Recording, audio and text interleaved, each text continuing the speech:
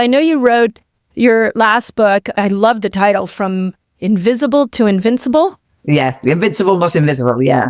I'm like that, because that has been a big thing. I keep saying, well, we should be invincible. If you look at if you look at the brain changes that happen to us when we go through menopause, we're evolutionary heroines. We should be held up in high regard. But we so many women fear becoming invisible. So I'm curious how much fitness, like if you went into your body, you got yourself fit, like how did that help you with confidence? 100%, I'm sure it did. I mean, I think a lot of women will be in a marriage almost thinking, I'm never going to meet somebody else, or they've lost body confidence, I think that might be some of the reasons why people don't find that courage to leave, because they're worried they do need someone to compete, and then their lack of body confidence maybe stops that. I think being fit makes you stronger mentally and physically. I mean, it does take, it takes resilience. It takes you to have goals and achieve them. You're self-disciplined to do some exercise. It's, you've got fabulous endorphins and dopamine, running around your body, making you feel great. So I think, and then, you're mentally and physically strong. Yep. So I think, undeniably getting to my fittest at 60 probably aided, a decision that I could move on.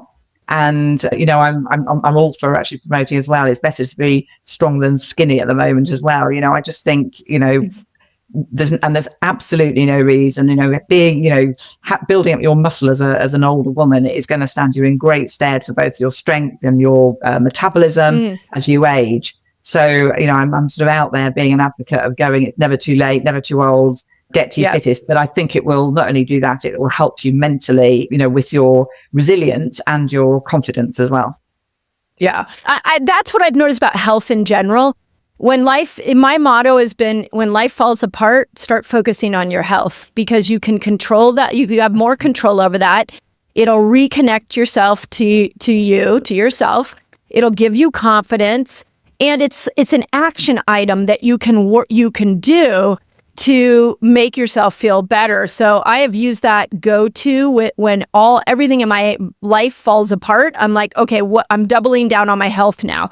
What am I going to do to make myself even healthier? And sometimes fitness is a part of that. So I could really see that. But it's an amazing investment. It's an investment into your future self as well. So, it's a win-win. It's like you don't need to rely on anybody. You're just like, oh, I'm going to do this for myself. I'm going to build my own confidence up and then see how life changes. It has been my absolute go-to. Every time life falls apart, I work on another aspect of my health to bring back some strength, and then it oozes into my life. It's such a powerful tool. Were you working out a lot before 60, or did you come to fitness later in life? No, I was fit, and I was trained with a trainer once a week. And I discovered that doing 15 minutes of HIIT training like 2 or 3 times a week is phenomenal. I'd encourage anybody to do it. Amazing. Agree. In the book, I talk about that because it's over very quickly. You burn lots of calories and it raises your metabolism afterwards. So it makes you, it's a fabulous way of working out. But with 60 approaching, as I said, it was a bit of I was sort of, I know it sounds awful, I was dreading saying the age. And I thought, why is that? And I thought, I have to turn it into a positive. So, I took 2 months to get to my absolute fittest. I upped my training with a PT trainer to twice a week, and I upped my HIIT training to 4 times a week.